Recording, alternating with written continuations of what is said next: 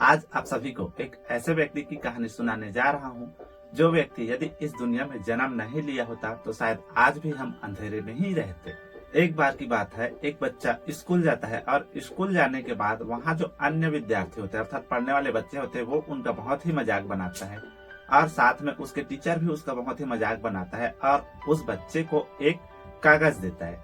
कागज देकर कहता है कि इस कागज को घर जाकर के अपने मम्मी को ही देना। अब वो बच्चा घर जाता है और उस कागज को अपने मम्मी को देता है। अब उस कागज को देख करके उसकी मम्मी पढ़ती है और पढ़ते पढ़ते उसके आंख में आंसू आ जाते हैं।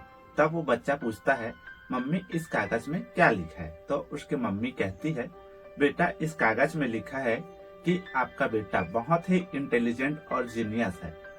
इसको पढ़ाने के लिए हमारे विद्यालय में इसके लायक कोई टीचर नहीं है, इसको आप घर में ही पढ़ाइए। और इसके बाद उसके मम्मी उसको तब तक पढ़ाती है जब तक वो जिंदा रहती है। इसके बाद वही बच्चा सदी का महान जीनियस बनता है।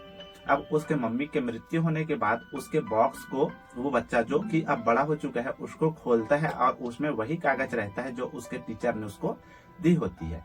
अब उस कागज में लिखा होता है, उसको वो पढ़ता है। उस कागज में लिखा होता है कि आपका बच्चा मानसिक रूप से बीमार है, उसका दिमागी हालत ठीक नहीं है, उसको हम अपने स्कूल में नहीं रख सकते, इसको आप अपने पास घर में ही रखिए। इतना पढ़ने के बाद वो व्यक्ति भावुक हो जाता है और अपने डायरी में लिखता है कि सदी का महान जीनियस थॉमस एल्वा एडिसन बचपन में मानसिक रूप से बीमार व्यक्ति था जिसको उसकी माँ ने अपनी सहन शक्ति और बुद्धिमत्ता से एक महान जीनियस बना दिया। उस व्यक्ति का नाम तो आप जान ही गए होंगे, थॉमस एल्वा एडिसन। तो इस कहानी से ये सीख मिलती है कि कोई भी व्यक्ति को आपकी साहस और प्रेरणा से एक महान व्यक्ति बनाया जा सकता है।